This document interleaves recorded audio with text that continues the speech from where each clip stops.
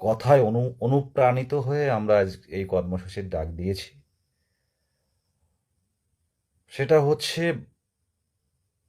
আমরা জানি যে আমাদের মাননীয় প্রধানমন্ত্রী বেশ কয়েকদিন আগে বেশ 2-3 বার রাতে লাইভে এসেছিলেন এবং দেশের যুব সমাজকে লাইভের মাধ্যমে, দেশের যুব সমাজ, যুব শক্তিকে লাইভ বা সোশ্যাল মিডিয়ায় রিলসের মাধ্যমে নিজেদের বিষয়গুলো তুলে ধরতে বলেছিলেন, অনুপ্রাণিত করেছিলেন প্রত্যেককে, যে আপনারা রিলস, যুব সমাজ প্রত্যেকে রিলস বানান, নিজেদের দাবি দেওয়াগুলো তুলে ধরুন। তো আমরা ঠিক সেই মাননীয় প্রধানমন্ত্রীজির অনুপ্রেরণায় অনুপ্রাণিত হয়ে আমরা 23টা ডিস্ট্রিক্টের টেট উত্তীর্ণ এবং বিশেষ করে আমরা চলতি প্রাথমিক শিক্ষক নিয়োগে অনেকে অংশগ্রহণ করেছি, অনেকে ইন্টারভিউ দিয়েছি এবং বেশ কিছু জেলার ইন্টারভিউ বাকি আছে। আমরা তৎকালীন রাজ্য সরকারের কাছে এক প্রকার তৃণমূল আমলে 2022 সালের প্রাইমারি টেট উত্তীর্ণরা দীর্ঘ 3 বছর লাগাতার আন্দোলন, লাগাতার ধর্না, ডেমনস্ট্রেশন কর্মসূচি, অবস্থান বিক্ষোভ, অভিযান এর মাধ্যমে শেষ পর্যন্ত তৎকালীন রাজ্য সরকার, তৃণমূল সরকার এক প্রকার ইন্টারভিউ নোটিশ দিতে বাধ্য হয়েছিল। 2025 সালের সেপ্টেম্বর মাসে ইন্টারভিউ শুরু হয়, ইন্টারভিউয়ের নোটিফিকেশান আসে, যথারীতি ইন্টারভিউও শুরু হয়, কিন্তু যেহেতু গত বিধানসভা নির্বাচনের কারণে ইন্টারভিউ স্থগিত থাকে, তো সেই বাকি থাকা জেলাগুলোর ইন্টারভিউ কী করে শুরু হবে সেই বিষয়টা আমরা নতুন সরকারের সময় দিয়েছি 3-4 মাস। তো এবারে আমাদের কিছু দৃষ্টি আকর্ষণের জন্য কিছু করা প্রয়োজন। তো আজ আমরা মাননীয় প্রধানমন্ত্রী মহাশয়ার নিকট অনুপ্রাণিত হয়ে ওনার কথায় এই যুব সমাজ রিলসের মাধ্যমে আজকে জেলায় জেলায় যারা টেট উত্তীর্ণ চাকরি প্রার্থীরা আছেন, যারা প্রাথমিক শিক্ষক নিয়োগে অংশগ্রহণ করেছেন, প্রত্যেককে বলবো রিলস লাইভের মাধ্যমে আপনার ফেসবুক ওয়ালে চলতি প্রাথমিক শিক্ষক নিয়োগে বাকি থাকা ইন্টারভিউগুলো শেষ করতে হবে। অনগোয়িং প্রসেস কোনোভাবে পরিবর্তন করা চলবে না, এই দাবিটা রাখুন। আর যেহেতু বিগত সরকার, তৃণমূল আমলের সরকার, প্রাইমারি শিক্ষা, প্রাইমারি পরিকাঠামো, এলিমেন্টারি এডুকেশনের পুরো তার মেরুদণ্ড ভেঙে দিয়ে গেছে। আজকে বহু স্কুল রয়েছে যেখানে শিক্ষার্থী নেই। তো শিক্ষার্থী না থাকার মূলত কারণ আমরা প্রত্যেকেই জানি। সরকার কিভাবে বলবে বর্তমান সরকার আমি জানি না, তবে আমরা প্রত্যেকে জানি শিক্ষার্থী না থাকার কারণটা কি। শিক্ষার্থী আজ যে ভ্যান চালায় বা যে রিক্সা চালক বা যে চায়ের দোকানদার বা যে 100 দিনের কাজ করেন যিনি, বা কেউ ডে লেবার, তারা প্রত্যেকে নিজের সন্তান, কিন্তু সন্তান সবার আগে রাখেন। তারা প্রত্যেকে নিজের সন্তানকে ভালো স্কুলে ভর্তি করাতে চান। প্রাইমারি স্কুলে কেন পড়াচ্ছেন না? প্রাইমারি স্কুলে শিক্ষার্থী নেই কেন? এর পিছনে হচ্ছে শিক্ষক নেই, পরিকাঠামো নেই, শিক্ষকের অভাব। কোনো স্কুলে বেশি শিক্ষক রয়েছে এটা মানছি, কিন্তু যেই স্কুলে শিক্ষক নেই সেই স্কুলে, এলাকার একটা গ্রামের মধ্যে একটা স্কুল, সেই স্কুলে শিক্ষক নেই, তাহলে কেন শিক্ষার্থী কেন তার অভিভাবকরা কেন তার সন্তানকে সেখানে পড়াবেন? তো সেই কারণে শিক্ষার্থী নেই, শিক্ষক আছে। পরবর্তীকালে হয়তো শিক্ষক নিয়োগ হয়েছে, কিন্তু শিক্ষার্থীদের ভর্তি করা হচ্ছে না। অভিভাবকরা অন্য প্রাইভেট স্কুলে দিচ্ছে, কষ্ট করে হোক সেখানে টাকা পয়সা দিয়ে তার সন্তানকে পড়াচ্ছেন। মেনলি বুঝতে হবে যে শিক্ষার্থী নেই স্কুলে, এটা কেন নেই? এতগুলো স্কুলে শিক্ষার্থী নেই, তাহলে কি শিক্ষক নিয়োগ হবে না? স্কুলগুলো কি চিরতরে বন্ধ হবে? আপনারা শিক্ষক নিয়োগ করুন। বিগত সরকার, তৃণমূল সরকার এই প্রাইমারি শিক্ষা, প্রাইমারি পরিকাঠামো, শিক্ষার পরিকাঠামো, সেটা দেখভাল, অবজারভেশন করা, এগুলো নামে নামে কেটেছে, যার ফলে আজকে এই পরিস্থিতি। প্রাইমারি অ্যাকচুয়ালি এটা সবারই জানা, ভালো, সবাই জানেন এটা ভালো করে, একটু ডিপলি যদি ভাবেন এটা বুঝতে পারবেন। প্রাইমারি স্কুলে কারা পড়েন নিজের কাছে প্রশ্ন করুন তো। যারা আইন বানাচ্ছেন, যারা আইন লাগু করছেন। আমি কোনো সরকারের, আবারও বলছি, কোনো সরকারের বিপক্ষে কোনো কথা বলা সেই আমলেও বলিনি, এই আমলেও বলবো না। আমরা আমরা যে পেশায় আসতে চলেছি সে পেশা সরকারের মানে বিভিন্ন মানে সরকারের প্রকল্প, সরকারের কাজকর্ম বিরোধিতা করা আমাদের কাজ না, এটা বাঞ্ছনীয় নয়। কিন্তু যেটা সত্য মিথ্যা সেটা আমরা বলতে পারি। আজকে প্রাইমারি স্কুলে কারা পড়ে আপনারা নিজের কাছে প্রশ্ন করুন তো। যারা আইন তৈরি করছে, যারা আইন লাগু করছে, যারা অবজারভেশন করছে যে কত শিক্ষক শিক্ষার্থী ঠিকঠাক আসছে কিনা, ড্রপ আউট হচ্ছে কিনা, কাদের ছেলে মেয়ে পড়ে। এমনকি যারা শিক্ষক আছে, যারা শিক্ষিকা আছেন, তাদের ছেলে মেয়ে পড়ে এখানে একটু দেখুন তো। তাহলে এটা সামনের দিনে এই প্রাইমারি, অবৈতনিক প্রাইমারি বিদ্যালয়, প্রাথমিক শিক্ষা যেটা অবৈতনিক বিদ্যালয়, ফ্রি শিক্ষা মানে ফ্রি অফ এডুকেশন যেটা, সেটা কি হচ্ছে আগামী দিনে ভাবুন। অনেকে হয়তো ভাববে যে আপনি চাকরি পেয়ে গেলে আপনার সন্তানকেও দেবেন না, কিন্তু একে একে পরিবর্তন দরকার। আর এক একজনে এক এক বিন্দুতে একটা সিন্ধু তৈরি হয়। শিক্ষক নিয়োগ হোক, এই কম ভ্যাকান্সি দিয়ে, সারপ্লাস দিয়ে প্রত্যেকটা স্কুলে 3জন করে শিক্ষক। তো এটা করলেই কি স্টুডেন্ট আসবে একটা স্কুলে 3জন শিক্ষক থাকলে? শিক্ষক যা টেট উত্তীর্ণ আছে বিহারের মতো নিয়োগ দেয়া হোক, বিহারের মতো ঢালাও নিয়োগ হোক।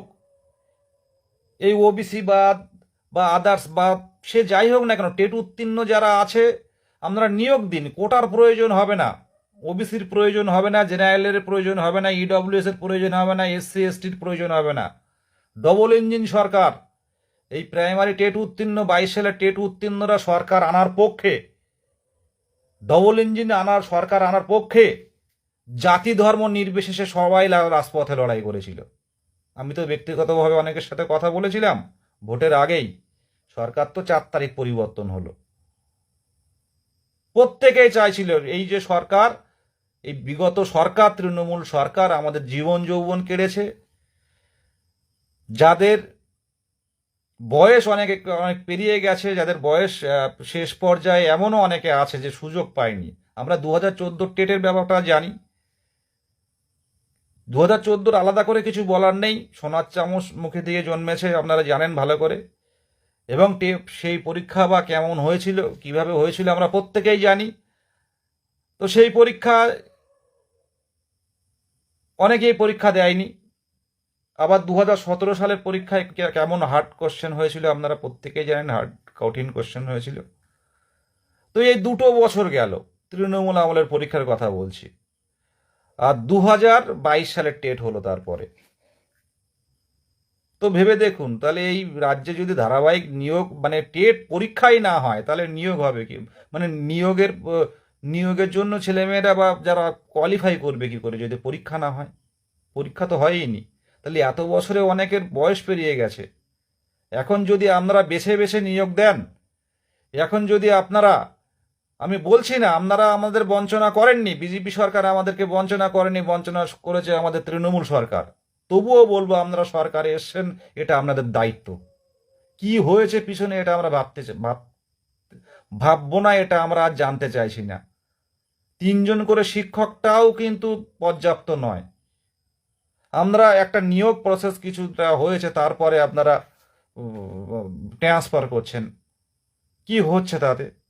নিয়োগ দিন। এই OBC, EWS, SC ST, general এগুলো না বাদ দিয়ে আপনারা যে টেট উত্তীর্ণরা আছে একটা ধাক্কা বড় নিয়োগ দিন। এটাই আমরা চেয়েছিলাম প্রত্যেকে, দলবল নির্বিশেষে টেট উত্তীর্ণরা এটাই চেয়েছিল যে সরকার পরিবর্তন হলে আমরা একটা বড় নিয়োগ পাবো। আর যাই হোক, কোনো টেট পাস বসে থাকবে না। কিন্তু এখন এমন হচ্ছে কেন?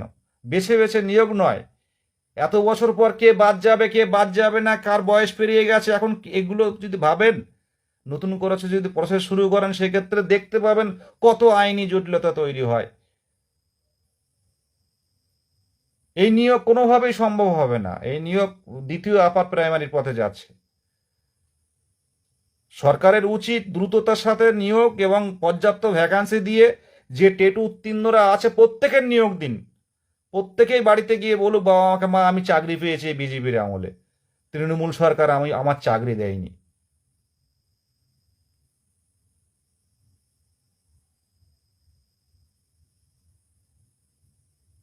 হাফিজুর মনিরুলরা বলুক বাড়িতে গিয়ে যে তৃণমূল সরকার আমাদের চাকরি দেয়নি, আমরা সংখ্যালঘু, শুধু আমাদেরকে কাজে লাগিয়েছে। এই বিজেপি সরকার এসে আমরা চাকরি পেয়েছি, এটা প্রত্যেকে বলুক। শুধু হাফিজুল মনিরুল নয়, অমল বিমল শ্যামল বাড়িতে গিয়ে বলুক, মা আমি এই 34 বছর কি 32 বছরে 39 বছরে চাকরি পেয়েছি এই সরকারের আমলে, এই সরকারকে আমার চাই।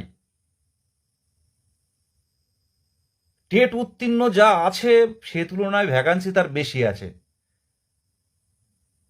কিন্তু মাননীয় শিক্ষামন্ত্রী, মাননীয় মুখ্যমন্ত্রী,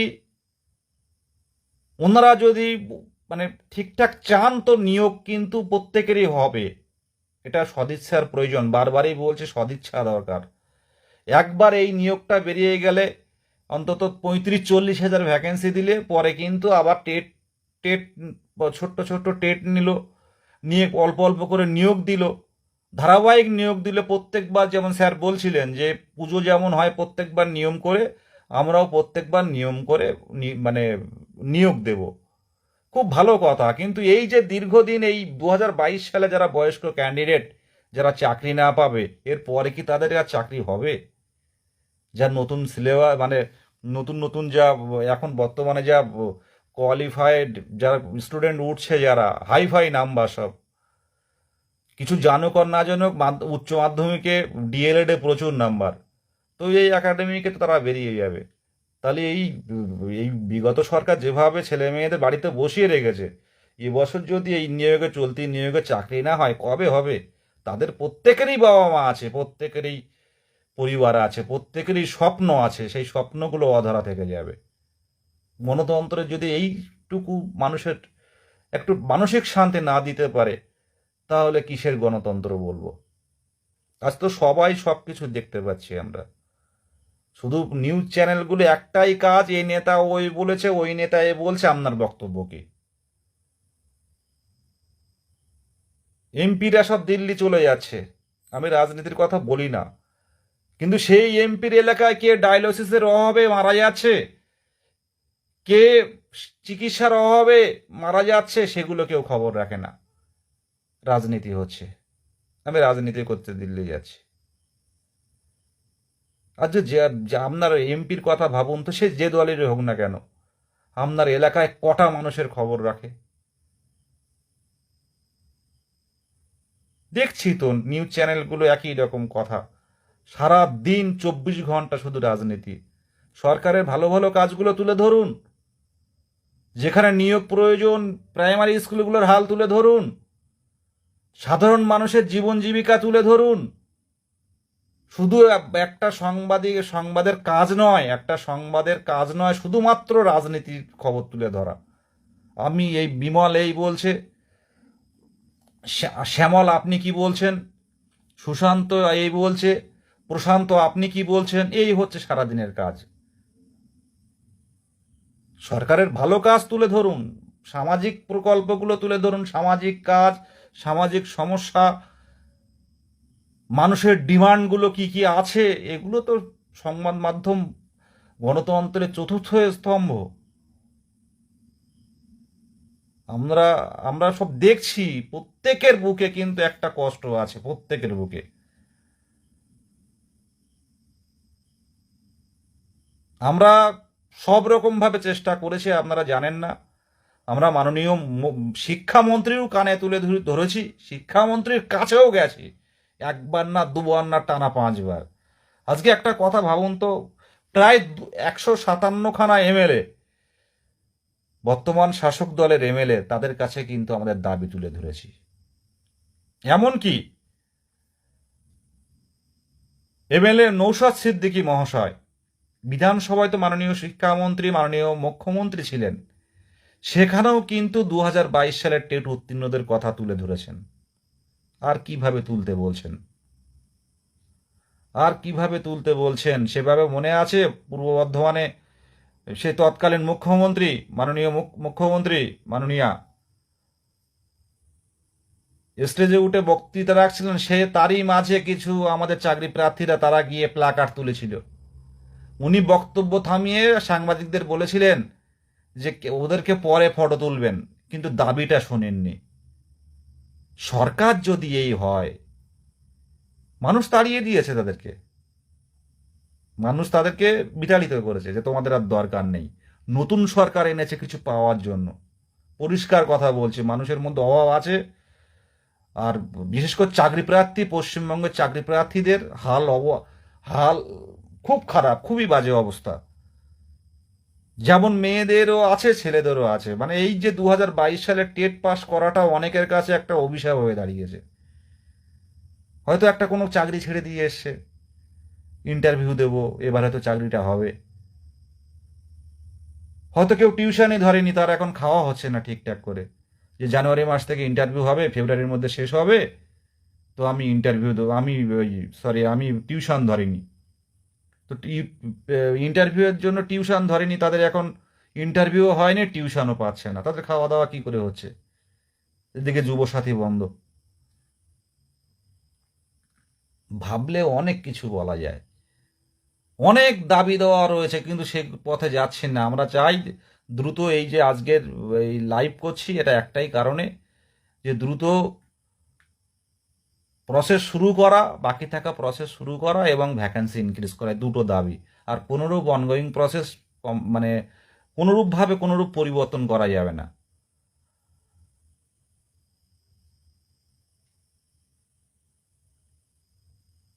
এখন সামনের দিনে আমরা সরকারকে এই 3-4 মাস সময় দিয়েছি, সামনের দিনে আমরা চেষ্টা করব। তবে আমার যেটুকু মনে হয়, সরকার প্রথমে এসএসসি নিয়ে ভাবার চেষ্টা করছে, এসএসসি নিয়ে আগে পদক্ষেপ নেওয়ার চেষ্টা করছে, আমি যেটুকু জানলাম, বুঝলাম, শুনলাম। তো এটাও ঠিক যে এসএসসি বিষয়টা এটা ভাবতে হবে, এসএসসির বিষয়টা। আগের সরকারও এসএসসির বিষয়টা নিয়ে তারা চেষ্টা করেছিল, চাকরি যাওয়ার পর তারা চেষ্টা করেছিল যে এসএসসি যাতে ওদের বিষয়টা নিয়ে দ্রুততার সাথে করতে। তো এই সরকারও সেই একই পথে হাঁটছেন, যে চাকরি চলে গেছে অনেকের, তো তাদের বিষয়টা আগে করার চেষ্টা করছেন। কিন্তু আমার ব্যক্তিগতভাবে মনে হয় একবারও যদি প্রসেসটা শুরু করে দেওয়া যায়, তাহলে তো খুব ভালো। যা আছে যে ইন্টারভিউগুলো টুকটাক করে নেওয়া হোক, তাহলে আমরা ওই পড়াশোনার মধ্যে থাকতে পারি, আমরাও এই অনিশ্চয়তার মধ্যে দিন যাতে কাটতো না। কিন্তু পরে যদি সরকার এই 7% ওবিসি দিয়ে শুরু করেন, এই নিয়োগ কোথায় গিয়ে দাঁড়াবে, এই নিয়োগ কোন পর্যায়ে যাবে, সেটা আমি মনে করবো যে সদিচ্ছা থাকবে না তখন আর। মানে যদি 7% দিয়ে শুরু হয়, কি দরকার ছিল একটু দ্রুততার সাথে অনগোয়িং প্রসেসগুলো শেষ করার? সরকারের খুব দরকার ছিল এটা। আমরাই তো সরকার বানিয়েছি, আমরাই তো সরকার পরিবর্তন করে এই সরকারকে এনেছি। আগে তৃণমূল সরকারকে পরিবর্তন করে এই সিপিএম, মানে সিপিএম বাম সরকারকে পরিবর্তন করে তৃণমূল আনা হয়েছিল 2010-11 নাগাদ। আর এই 2026-এ আমরা তৃণমূলকে পরিত্যাগ করে, প্রত্যেকেই আমরা তৃণমূল করতাম এক সময়, তৃণমূলকে পরিত্যাগ করে আমরা বিজেপিকে এনেছি। কোনো সরকারের বিরোধিতা করা আমাদের কাজ না। আমরা চাই আমাদের যে ন্যায্য অধিকারগুলো, ন্যায্য দাবিগুলো, এগুলো মানা হোক। একটা গণতান্ত্রিক সিস্টেমে তো এটাই দরকার, যে একটা সরকার, একটা সুষ্ঠু সরকার, আহ, একটা নির্বাচিত সরকার, সে রাজ্যের বা দেশের যুব সমাজকে তারা কর্মসংস্থান দেবে, তাদের ভালোভাবে বাঁচার, তাদের স্বাস্থ্য, তাদের চিকিৎসা, তাদের বাসস্থান, এগুলো সরকার লক্ষ্য রাখবে। এটা তো মৌলিক চাহিদা আমাদের, খাদ্য, বস্ত্র, বাসস্থান, শিক্ষা। এখানে উদাসীনতা দেখালে চলবে না। প্রাইমারি শিক্ষক নিয়োগে অবশ্যই ভ্যাকান্সি ইনক্রিজ করতে হবে। আমরা চাই, আমরা এই ডবল ইঞ্জিন সরকার, কেন্দ্র রাজ্য মিলে আমরা চাই আপনারা প্রত্যেক টেট উত্তীর্ণদের নিয়োগ দিন।